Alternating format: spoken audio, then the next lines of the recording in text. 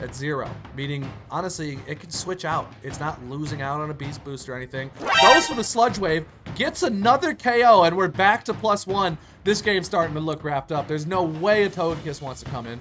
The Buzzwole now has to tank a +1 hit. The Ice Punch KOs! Oh! So what are we looking at here?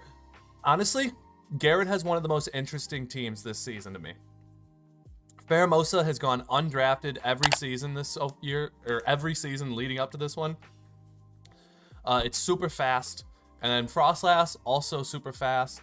Dugtrio Alola, super fast. Mimikyu, decently fast. Charizard, decently fast, 328, 320.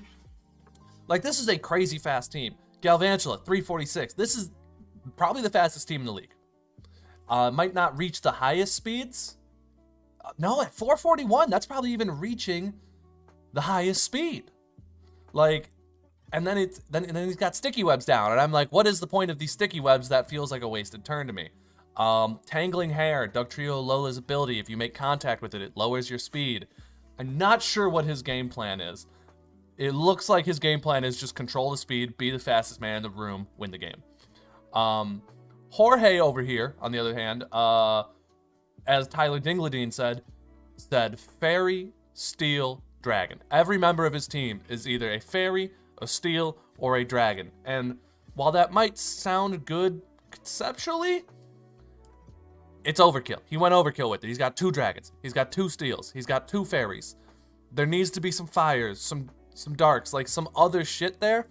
Because now I just need, like, his typing is so centralized. It's a lot easier to find one Pokemon that I can just sweep them with. I don't have to look very hard to sweep. Ugh. And maybe not every team is going to be fully capable because Fairy, Steel, Dragon is such a tightly knit core. But there is somebody who's going to have a team that's just going to nuke him off the board. And that somebody is probably me. I will destroy this man if I face him again.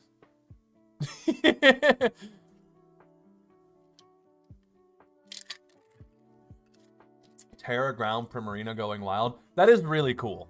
Let's be honest. He got tons of healing from that Draining Kiss being like so high boosted. It stayed alive forever despite the Toxic killing it. Then a big Flare Blitz, right? Because it lost its... The Primarina lost its resistance to that Flare Blitz and ends up going down to a Charizard. Now we got a Frostlass versus Excadrill situation in the arena, and I'm feeling like that's a positive Excadrill matchup. All Excadrill realistically has to do is Iron Head, and it wins. It's going to struggle with the Pheromosa, but it definitely beats both the Frostlass and the Mimikyu. This is looking like a really tough situation for Garrett to pull around. He's making desperate moves using this Destiny Bond. I struggle to say he's going to be able to pull this off, but Pheromosa being the fastest thing on the board, the Hydreigon and the Primarina off the board, if he's got like a fighting and a poison move and something to hit the Dragapult with, whether it's knockoff or triple axle, if he's got those 3 moves, Pheromosa can absolutely pull this out. It's outspeeding everything with Sticky Webs up. It has the coverage. It has the attack stat. But so far, all it's revealed is U-turn. If it has the heat to hit the Dragapult, show us something nice. Come on. I would have probably gone Mimikyu here, holding the Pheromosa until the end, but that's assuming it's built right.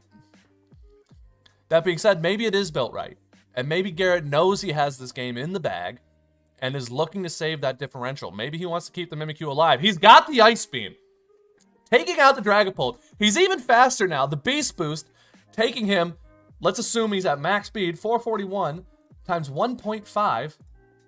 He's at 661 speed, the fastest thing in the universe. Does he have the fighting move to hit the Excadrill? He's got that Life Orb boosted damage. He's taking on the world right now. I'm very excited. He's got the low kick. The Excadrill is down. Pheromosa just got faster.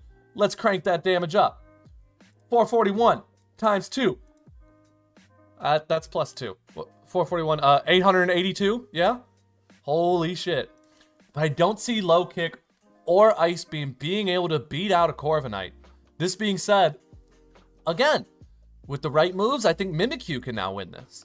He's taken down the 2 biggest threats.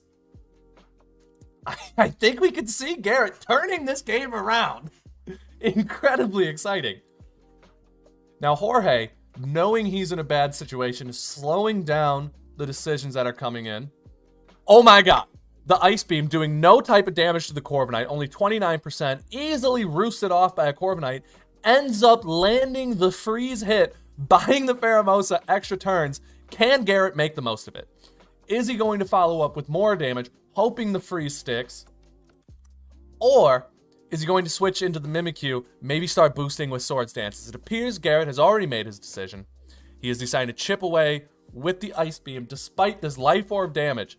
Ticking down, Pheromosa is starting to get really low. It only has 2 more attacks before the Life Orb takes it down. This is unheard of. This game is down to the wire. And I'm on the edge of my seat. Holy shit.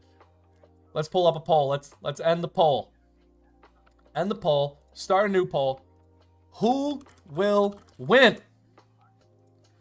Garrett or Jorge? In my opinion, I think Garrett's on a timer. I think he's only saving his differential here. I think this game is a lock for Jorge. Pheromosa goes down. The wish has been passed. Mimikyu is out on the field, hit by the rocks. What is going to happen next? It all comes down to this Mimikyu set.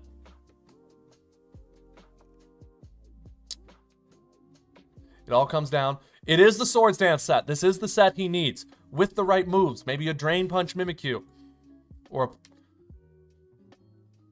what is its Ghost Stab? Shadow Claw. That's good. That's doing big damage. Corviknight can do nothing but defog away the sticky webs. Giving Sylveon some more speed to help with the Wisp passing. I don't think that's going to let it outpace the Mimikyu. The Mimikyu, we do see, is also a Life Orb set, meaning it is on a timer as well. The Sylveon goes down. We're now in a one-on-one situation. Mimikyu versus Corviknight. Who will be superior? I think the smart money is on Garrett right now. This is looking like a Garrett game to lose. 48% damage to the Corviknight. What can it do? It Iron Defense buffs. Cutting that incoming damage in half isn't enough. It is not. Corviknight is down and Garrett with the win. GG. Barn burner. Barn burner of a match. I had no idea which way that was going. I really thought Jorge had that in the bag, but it goes to Garrett. Now that's exciting. That's a hell of a match. All right. This is not what I was expecting. I thought Moltres... yeah, we hear from TikTok from Tyler Dingledine, and Thomas says, bro's a YouTube streamer now. Listen, I got bored of Twitch. YouTube seemed like fun. All right. I was not expecting the Hatterene. And I thought Flareon would be cool, but I didn't think it would be good for me, against me. I was really expecting to see Moltres today. And who else did I expect to see on his team? Let me pull up a copy of the sheet. Flareon over Moltres is based. All right. Let's see. Who was the other one I was expecting to see here today? I was expecting to see some Corsola Galar or like Golisopod. Golisopod does a number to my team. All right. So let's see. What is my best lead in this situation? Also, how fast is Flareon? It can go as low as 121. That would kind of be gross in Trick Room. Does Iron Moth beat everything on the lead? It beats a lot.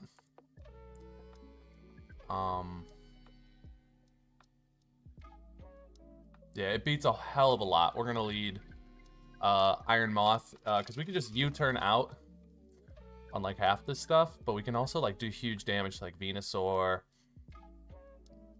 or like I don't know. I just like to lead offensively. The Rotom is spazzing out over there. Yeah, so if you don't know, you can change it to like the sprites from Generation 4, I think, or these black and white sprites. Yeah. Right? Aren't these black and whites? Use black and white sprites instead of the X and Y models. Yeah, that's what I have on. I don't usually prefer this, but right now, a lot of the Scarlet and Violet Pokemon haven't had their models like properly imported over yet, and it's weird when everything isn't like coherent. And I think these black and white models look better next to like these worse versions of like Chien-Pao and Ting-Lu that haven't been properly moved over yet. So I'm rocking with these until Showdown like updates the models.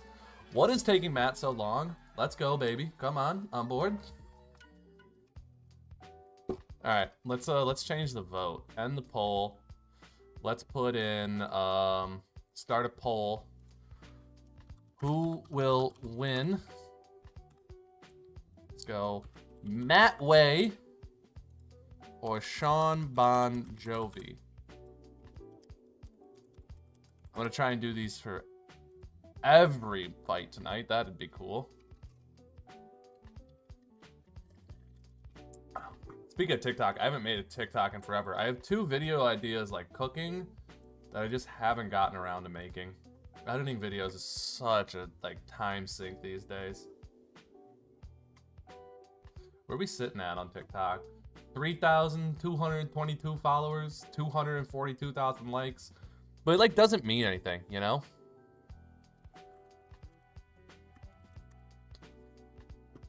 All right. Well, good luck. Have fun, Matt. Right? Like, I got almost 1 million views on TikTok. What does it matter, though?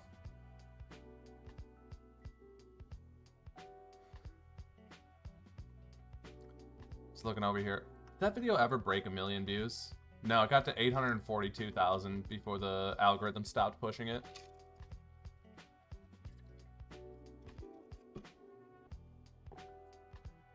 Then I've had like a couple videos break like 100,000 views since then. Whatever.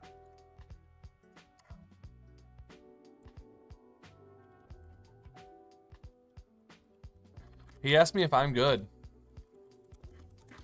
I said, yeah, I selected my lead, waiting on you. Iron Moth. Okay. Venusaur is like my biggest threat. Shit. I would love to just rip a Psychic and destroy it right now. Alright.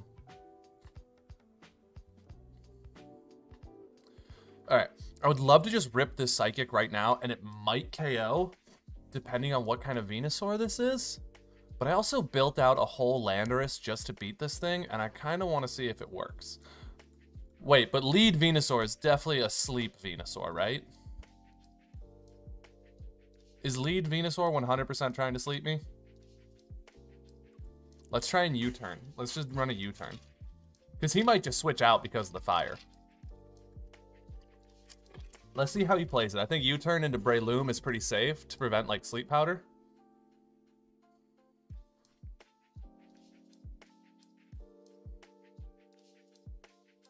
Yeah, okay. And that gives us into Breloom. Get our Toxic Orb up. Nice. And now he's going to bring out probably Flareon. Who we're going to try and Stun Spore.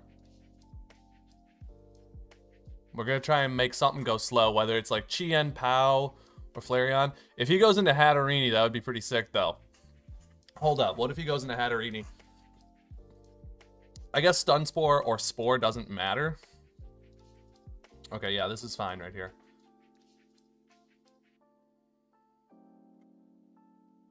What can Venusaur do to me? He could try to, like, Sludge Bomb or something. But he can't put me to sleep.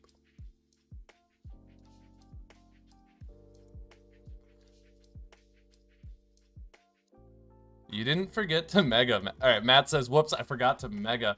You didn't forget to Mega. You switched out. You couldn't.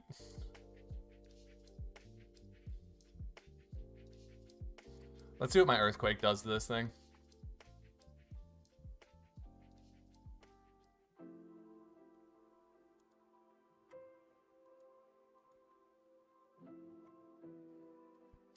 Ran some calcs. This should be hurting pretty good. Ooh, this is way more defensive Venusaur than the calcs I ran around. Alright, cool. U-turn. Into... Who am I U-turning into? Honestly, watch this. We can do Chilling Reception. He's going to, like, Volt Switch or Discharge. Either way, I should be able to tank that. And then I can Chilling Reception to set the Hail. And go into my Arctos ult. Who's then, like, defense buffed, speed buffed. Yeah, like, that burn, that ain't doing nothing to me. So I can go to the Arctos ult. Ah, shoot. It's still Terra Electric. I wanted to set it to Terra Ice to make my blizzards hit harder. Alright, I'm going to substitute here. If he tries to Will-O-Wisp, then we have substitute up, which is great.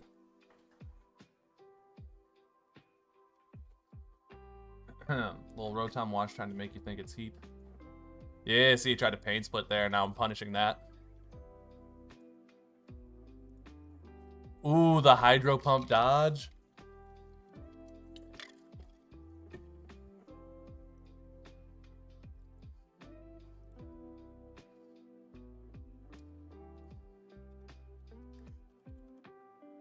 Pinglu more physically or specially defensive? I forget. Slash DT Vessel of Ruin. Special attack. Okay, it's more specially defensive. Gosh, that is so busted. 125 defense and only 80 special defense, but his ability lowers your special defense. That's, like, triggeringly good. Okay, I don't have any other Terra options on the team, so I am going to Terra Bolt Beak here just for the extra damage. I should have done that versus the Rotom in the first place, if we're being honest. Fuck, that was a misplay right there. I should have Terra'd right away. It's like such a force of habit to want to keep your Terra. That being said, at 36, I can still totally keep this thing alive.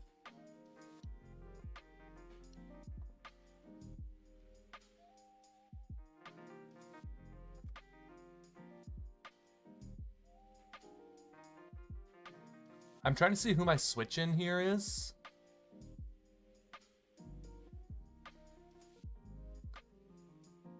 I don't see Breloom being useful for the rest of this match, so I think we just sack Breloom. And we could try and get some damage with the Mach Punch. It gives me the Hatterene.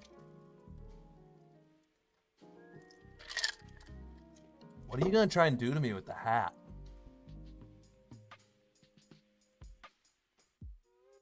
I don't know, but I see an opportunity to start, like, Iron Defensing my Garganacl.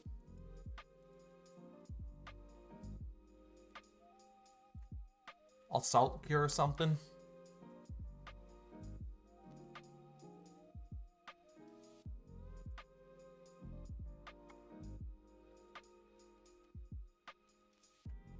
Crit. Now he's Salt Cured. Perfect. Keep Iron Defensing.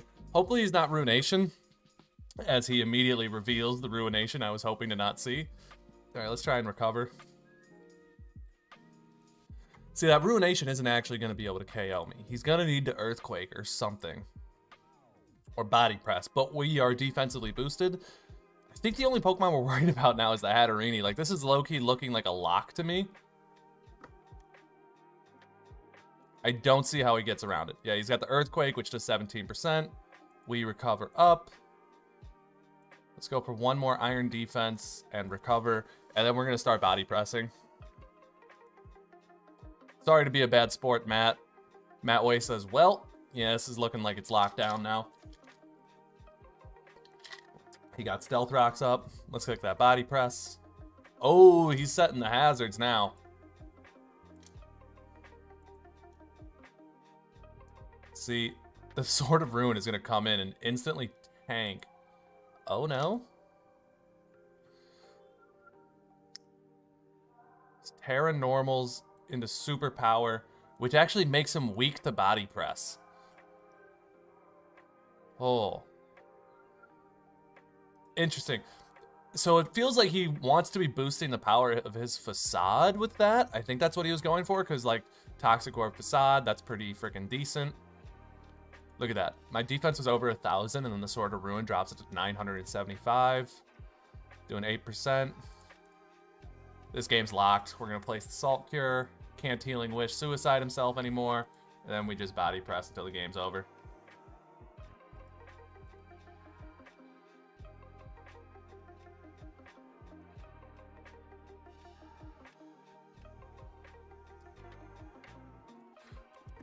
GG, Matt. Thank you for playing. Hey, that's a confidence builder right there, baby. Confidence built with a nice 6-0 to start off the season for me. All right. Let's watch what's going on here. We got a lead Zapdos versus lead Lantern. So, hypothetically, that's a Volt Absorb Lantern, then it's a hell of a call. Era's unafraid, lays the Toxic on the Zapdos. Huge. Zapdos likes to stay in for a while and eat, stay in and not be toxic. And then switching into the Politoad to immediately get Volt switched on, that hurts. This is a perfect start for Era. Calling the Toxic with the Protect. Screamtail is a good switch. Komodo struggles with that. Getting up screens, that's good. Screamtail's a great screen setter, but Lantern's continuing to spread Toxic around. We switch into a Ferrothorn versus Altaria situation. Is that a Mega Altaria? I forget who's on the team. But Altaria is very good in the weather matchup, so it's smart to bring it. Defog, gets rid of the screens, gets rid of the spikes. Very good for Era. You got to burn down on Ferrothorn, chipping it down. This looks terrible for Hector. What is going on? Oh, yep, we're going to pause this, pull up the Haymaker match, see what we can find. If I'm Liam, I'm leading with the Rotom Heat. That's what I'm doing. I see this as a positive Liam matchup. Yeah, I think he has the better team. That being said, I think Haymaker is the better player. This is Liam's first season playing in our advanced division, and I know he's feeling the nerves. I know he is not happy to be playing Haymaker right now. He's nervous, he's anxious, but he has the better team if you ask me. So this is a nurture versus nature. Is his team kind of just better? Yes. But is it in his nature? Is Liam a winner? I don't know, but I'll tell you what, I know that Haymaker, he's a winner. Haymaker, they're making decisions fast. This is a fast-paced game. Haymaker, Golden Boys. Ask your community. Buzzwole versus Garchomp. Unless it's a Fire Blast Garchomp, which is common. It's not unheard of. Then Buzzwole kind of wins. Garchomp's a physical attacker, tends to just lose to Buzzwole. And that's what I was going to say. Knowing Haymaker, he likes to run the coverage move so that he never has to take his foot off the brakes. He wants to play offensively and hit you as often as possible. Buzzwole has the Ice Punch. I kind of knew it was coming there.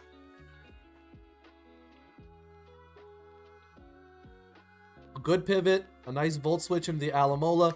Both players have their Wish Passers in. I'm expecting them to just trade wishes. Haymaker, once again, never taking his foot off the brakes. Never feeling the need to heal up his team. Instead, makes the offensive move. Tries to place the T-Wave. Then we switch sides. The Umbreon gets Toxic. Synchronizes over to the Alamola. Now both the walls, both the Wish Passers of both teams are now Toxic. However, Hayden has the Heal Battle. He has the ability to lose this. I think this was a bad choice from Liam. He's protecting. A wish from Alamola. Who's he going to give it to? Who's damaged? The only real damaged Pokemon on the team is Rotom Heat and Garchomp. He instead goes to the Meowscarada, who doesn't even need the wish. I find it interesting. I find it very interesting. Yeah, U-turning seems to be the right situation. I don't think there's a universe where a Meowscarada ever beats a Togekiss. It reveals a Fire-type move on the Kiss. Goldengo has no option but to get out unless it's faster. It is faster. If it's speed creeped to beat the Togekiss, he can drop a Make It Rain here and do huge damage. Do we think Haymaker knows this? Do we think Haymaker's afraid of this? Because he could easily switch out into something like the Skeledirge and eat up that Make It Rain. But Goldengos continue to carry Shadow Ball. Instead, we just see an Umbreon switch. Probably the best decision if that's especially defensive Umbreon. Taking 16% from a Rotom leaves me thinking it may be a mixed Umbreon. I don't know what kind of damage that is. Malware bites, okay. And then we're back to the walls. The Umbreon versus the Alomola. Toxic on the Electros. We're seeing a lot of chip damage. We're seeing Umbreon at 54% and Toxic. Togekiss at 89%. Electros, Toxic. Palifin at 88%, but it switched out. The next time it's on the field, it is the Palifin-hero. Whereas on the flip side, we see 90% on Mousecurata, 84% on Rotom Heat, 85% on Garchomp, 42% on Goldango, Toxic, and 63% damage on the Alomola. Haymaker is winning. He's got the Palifin-hero in, and he's got more chip on the other team. Oh! Oh! The Pasho Berry on the Rotom Heat to try and survive the Jet Punch, but it's not enough. Assuming that's a choice banded Palafin to be able to do that kind of damage. That Pasho Berry cutting the damage of water type attacks in half, perfectly calculated, expecting the Jet Punch from the Palafin, but it's still not enough to tank. I'm assuming he was trying to get off a Thunder Wave or a discharge of sorts. Whew. That was exciting. Looking at the polls, the who will win, the Golden Boys with 100% of the votes. 3 votes, all 3 for the Golden Boys. Whoa, whoa, whoa, whoa, whoa. Did he just Terra? Oh no, that's the Protean. That's the Protean. So the Rotom fainted, he brought out the Meowscarada. The Palafin gets called back, and then the Wish Passer is killed. Right? The Palafin is called back. The Umbreon is sent out on the field, and the Flower Trick KOs. Now, what does he have for us? Does he have like an Ice Punch or something?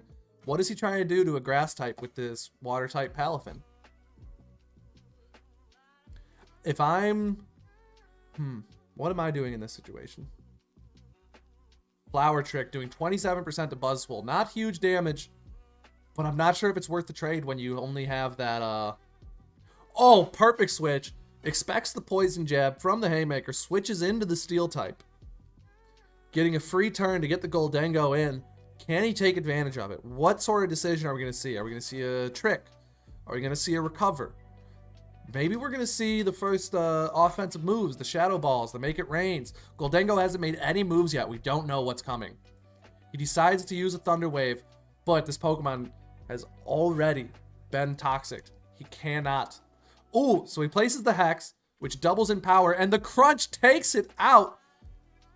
Haymaker is up 1 with a lot of chip on the opposing team. It's not looking good. The Naganadel is in. It's looking to get that Beast Boost off the weakened Electros. It wants to get this kill, boost its stats, and it does. Now we're at +1. What kind of damage can we do to a Skeledirge at +1, right? Because the Unaware is making it as if this is just a base Naganadel. He doesn't care.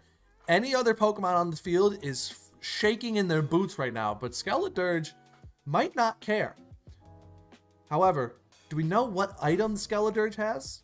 Right? Because if it doesn't have boots, it's taking chip damage coming in. And it's a fire type, so that's a decent bit of chip damage it's going to take. If I'm Haymaker, I'm running boots 95% of the games. I already have healing. I don't need leftovers through Slack Off. I like to run mixed sets on it, so I wouldn't be using an Assault Vest very often, especially because, you know, I want my Slack Off, but I also want my Torch Song. I'm running heavy duty boots 90% of the time on my Skeledirge. And now Haymaker, back against the wall in the face of a +1 Pokemon, is taking his time. He's weighing his options, right? He says, okay, maybe he's choice locked, in which case I don't have a Steel type. If he's not choice locked, then I'm fearing a Draco Meteor, in which case I want my Togekiss on the field. What is he thinking? He's looking at his priority options, and I think he realizes that Palafin doesn't have the damage with Jet Punch just yet to take out a Naganadel. He needs chip damage to do it. If I'm him, I'm 100% going Skeledirge like we said, and I think his next best option would be the Buzzwole. Maybe he built it specially defensive. He's already revealed the Ice Punch on it. But Haymaker's looking back against the wall. The Naganadel has turned these tables very quickly. Yeah. I love commentating these games. It is honestly so much fun. I love Draft League. Goes into the Skeledirge as I had anticipated. And the Draco Meteor KOs. Now, having already taken 2 KOs, it's as if the Draco Meteor was never dropped. And Naganadel is ready. No punishment for the Draco, effectively. It is at +0. Not -1, not +1. At 0. Meaning, honestly, it can switch out. It's not losing out on a Beast Boost or anything. Goes for the Sludge Wave. Gets another KO, and we're back to +1. This game's starting to look wrapped up. There's no way a Togekiss wants to come in. The Buzzwole now has to tank a +1 hit. The Ice Punch KOs! Oh! Shit, that was cool! Why didn't he go into that earlier? He's got... The Scarf Buzzwole, turning the tables. Now, it's locked in. Oh, the Meowscarada goes down too. This is clearly a choice Scarf. Pokemon, you can't do this. Yeah, you need to go into the Alamola. You go into the Alamola, you get critted, that sucks. But now you got the Rocky Helmet. Now you start Wish Passing. There you go, wish it up, wish it up.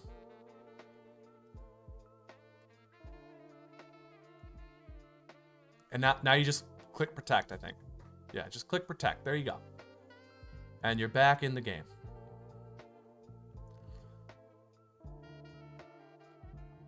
Maybe click Wish again?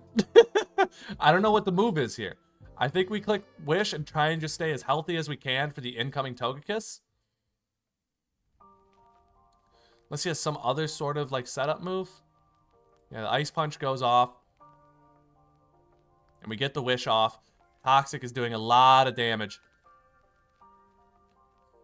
This is going down to the wire. We're going to be in the one-on-one situation. We know it's going to be Meowscarada versus Togekiss for the end. He goes straight into the Meowscarada. The Togekiss gets off the Nasty Plot. Meowscarada is faster. Does it have the coverage to hit a Togekiss? Now, the Alamola switching out has not only reset its Toxic timer, but it's a Regenerator Pokemon, meaning it is back now at 39% HP. But is that enough to tank a +2 hit? I don't think so. So instead, we're taking the U-turn chip. We're going back into the Alamola. Dazzling Gleam KOs. As we said, we don't think that +2 is enough. Now, we got a little U-turn chip. We know we're faster. We get the 33% damage. And we lose to the Togekiss. Well done, GG's. Very good games. I'll take that replay. I'll upload it to the Discord. Wow. Barn burner. That's my match of the week. If you're asking me, that's my match of the week.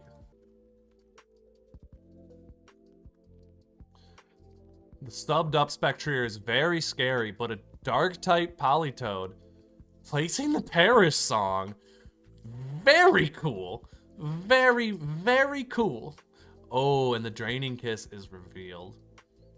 Who do we switch into? Yeah, Ferrothorn is who I would go into in the face of a Draining Kiss as well.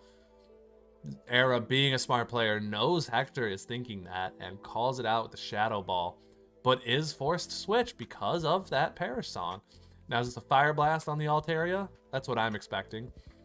Is that Leftovers plus Leech Seed, getting the Ferrothorn back up to a healthy place. Era defogs those rocks away. This is looking like a great match. The Trick Room is set up, preventing, a Spectrier sweep. But it can still set up spikes. It can still shed tail into other options. Instead, goes for the Body Press, which is now super effective due to the Dark type Terra. Places the Whirlpool, trapping the Orthworm. Body Press does nothing to a Zapdos. The static is triggered. And this is very good. This is a great match, honestly. This is very entertaining. The Hurricane doing 56% to the Tapu Lele is huge damage. The Skull doing only 10% to Zapdos, plus the Toxic. He's a hurting. The Volt Switch hits the Lantern. Now we know it's water absorbed now. What's he gonna do now? flip turns, but you know it's water absorb. Come on.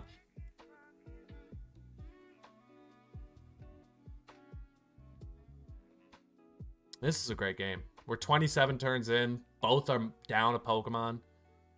What's Komodo do? Are we looking at a sub-Salic Belly Drum Komodo set?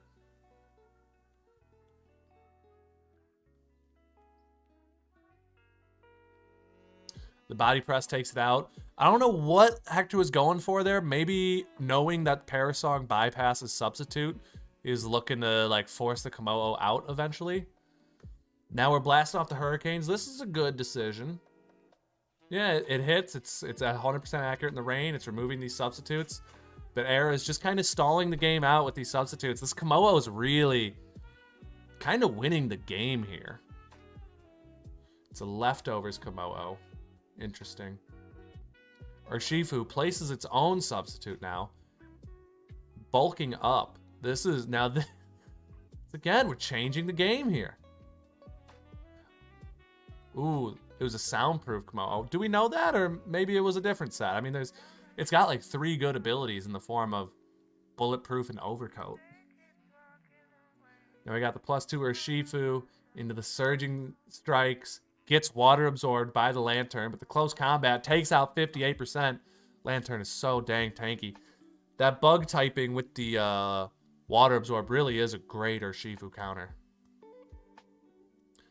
Z Spectrier with the never-ending nightmare. Oko's the Ferrothorn.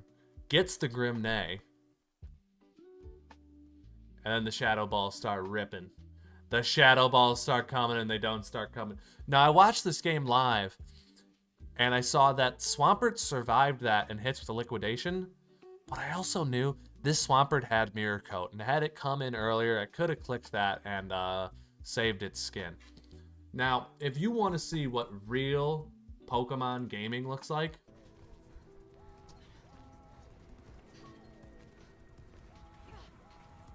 ooh! Oh, we're looking so good.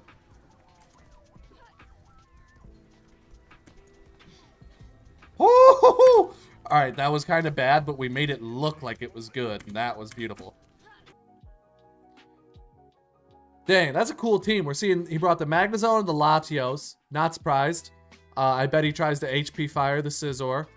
We're seeing the Mega Pinsir, which I think is going to do great versus the Tauros and the Urshifu and even the Mew. I think these are good decisions. The Avalugg can be terrored to any defensive typing. I think that is a great pick for this game. It can go like Bug or even Fairy for the Urshifu. Honestly, if I'm being totally honest, I see this game going either way. I think Cerulean is the better player with the better team, but the Black Dog is known to upset with you know, an average team. He was able to go to the championship match last season. And I think we can see that again today. I think he has been known to upset. I think his skill level is not far behind Cerulean's, and his team is honestly right there. They're just very different. And I think they both have great teams. I think teams are very matchup dependent, right? And while your team might be a great team, it's still going to have matchups where it's, you know, it's just not as good against certain teams. And I think this is one of those weeks where this just isn't the best matchup for Tej Murph. But who are we expecting as leads? I could see a Magnezone lead from Tej Murph or Latios. But we end up seeing the Fluttermane, which is great for him. Ends up bringing in the Photosynthesis Energy Booster. Okay, I'm going to have to tell him never to do that again. That is not good tech. I got a lesson to teach him about that, about team building with the energy boosters. Never. All right, let me teach you guys a lesson here. Energy boosters raise your stats by 1.3 times. Unless it's speed, in which case it's a 1.5 times boost. 1.3 times boost on a single-use item that goes away when you switch. It's just not worth it, if you're asking me. I would rather run a Life Orb. Now, it's worth it if you're going to go into speed, because it's a Choice Scarf without the punishment. But, yeah, all right. So Scizor here named 10 extra points because Cerulean keeps telling me I need to make it worth more. He says I don't give it enough credit. And maybe he's right, considering Cerulean and Tylord have like an iron grip on the Scizors and always are the ones to draft them.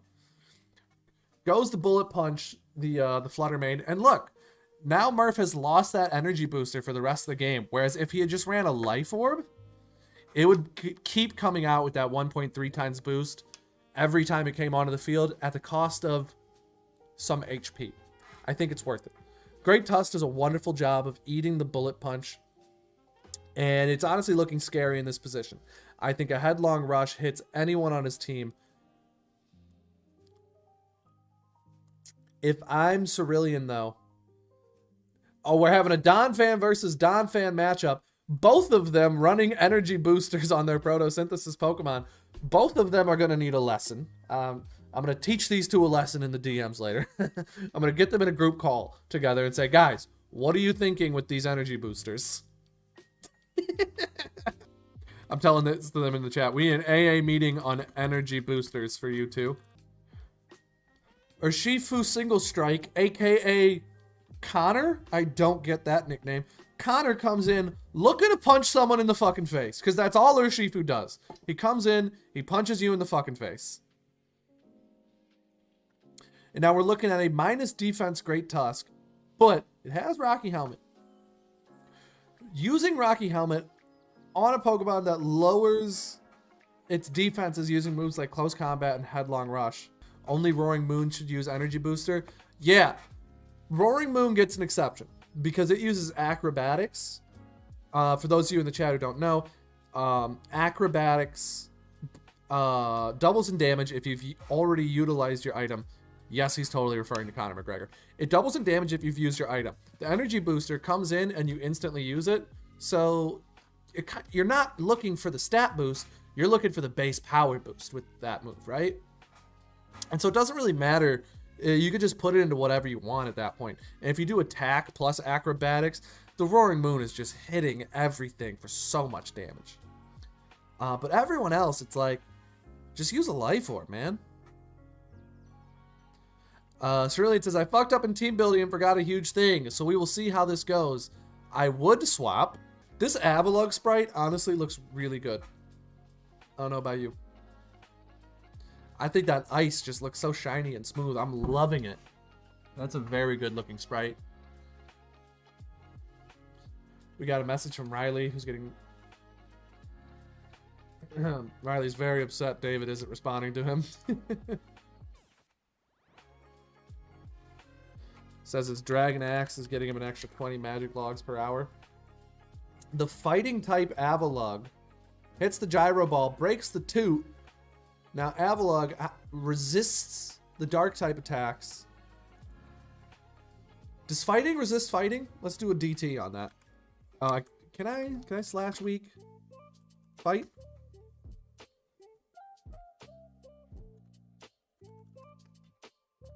No, it doesn't. But it does boost the damage of his body press. I'm surprised by the Terra fight, if I'm being honest. Tyler Dingledine says he guessed the Terra fight. See, I have a high delay on this stream because I didn't want someone stream sniping while I was playing. But damn. Good job guessing the Terra fighting. I would have guessed Terra Fairy this week. I totally would have guessed Terra Fairy or Terra Bug. That's what I was expecting from this Avalugg. Mostly because I told him that. I was like, hey, Terra Fairy or Terra Bug look great. And he was like, oh, defensive Terry sounds fun. He knew he needed to Terra type this week, and obviously it wins games. He didn't know who to run. I told him Terra Fairy or Bug look great, and he was like, oh shit, you're right, they do. So to see he took that advice to Terra the Avalugg, but then ended up doing Terra fighting, interesting. I like when someone takes your advice and then puts their own little unique spin on it. No, but body press is gonna slap. Yeah, absolutely. That body press is slapping. The Gyro Press doing the 49% damage. What are we gonna see from the Mew? +2 Dragon Dance Mew is an absolute problem. The Psychic Fangs doing 100% damage. Whoo! Because of the Terra fighting, it became super effective. Now we have Pinsir on the field. Mega Pinsir with the quick attack, the Aerialate boosted, the quick attack, now a flying type with a 1.2 times boost. We're going into bug-on-bug violence. A Mega Scizor versus a Mega Pinsir. The quick attack doing only 25% versus the Bullet Punch is 34. It looks like Murph needs to find an opportunity to get the Pinsir out of here. If I'm him, I'm magnet pulling with the Magnezone, but this game is starting to look like a wrap with a 2-5 lead in the Black Dog's favor.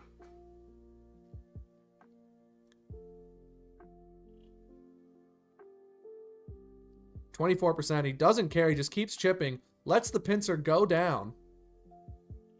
I think it's Magnezone. Magnezone. If he's running the HP Fire, he's not. Okay. See, I would have HP Fire, and if he wanted to switch into his other option, Tapu Fini, well, it's a Tapu Fini versus a Magnezone. I got Flash Cannon or Discharge or something, right? Like, what are you going to do to me? HP Fire Magnezone would have been great this week. Bug-on-bug violence, yeah. You like that? Now he's buffing his stats up a little bit, helping him get the speed to outdo the Flutter Mane. Is it going to let him outspeed? Because I think that Headlong Rush still isn't doing damage, right? It's a Rocky Helmet. I do think it's cool that the Scizor killed itself to the Rocky Helmet on the Great Tusk.